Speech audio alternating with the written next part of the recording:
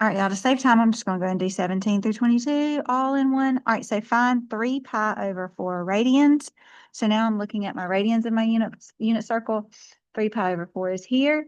And I'm asked to find the cosine of that. And I know that the cosine is simply the x value, right? And think about what you're doing here. You know, if this were a right triangle and you're looking for theta right here, why is the cosine the x value? Well, because it's adjacent, which is that x distance here divided by the hypotenuse, and the hypotenuse is just 1. So that's why that is what that is. Okay, so my cosine for number 17, negative square root of 2 over 2. Okay, all right, tan of 2 pi over 3. So I'm going right here, 2 pi over 3. I see my x value and my y value. My x is my cosine, my y is my sine, and tan is my sine divided by my cosine. So it's the y value. So it's the square root of 3 over 2 divided by the x value, which is negative 1 over 2, okay?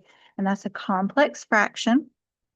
So what I do to simplify a complex fraction is I multiply my 2 outside, 2 on the square root of 3, divided by my 2 inside numbers, which is negative 2. My 2's cancel, and I'm just left with the negative square root of 3. All right, cotangent of pi over 2. So I'm here at pi over 2, my 90-degree angle. So I have 0, 1 as my ordered pair. Cotangent is x over y. So x is 0, y is 1. So my cotangent is 0 here.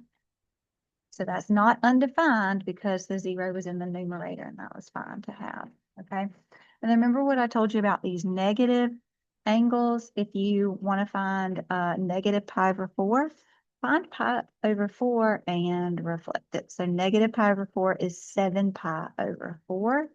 And the secant of that, let's see, secant is the reciprocal function of my cosine. And my cosine is my x value.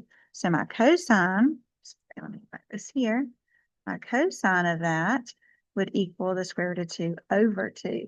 So if I'm doing the reciprocal of that, I'm just swapping these around. So it's 2 on this 2 divided by the square root of 2.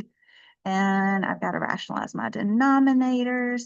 And what happens is I have 2 on the square root of 2 divided by, my pencil keeps breaking, I need some better lead, 2, and then my 2's cancel out. So the secant of that is just the square root of 2, okay?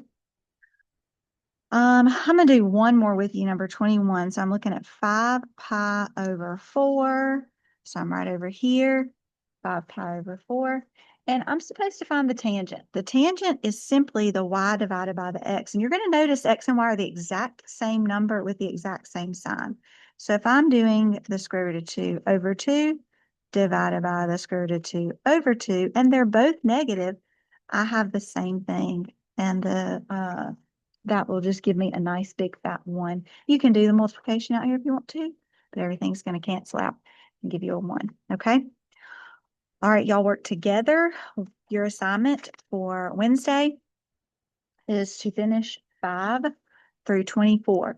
Now, your directions for 5 through 12 say to use the angles and special right triangles. You're going to be able to just use your unit circle, okay? So practice that, and then you're going to need to get on Google Classroom and do some unit circle games that are super, super fun. Don't jam out to the unit circle songs too much without me. You know, you're going to enjoy them.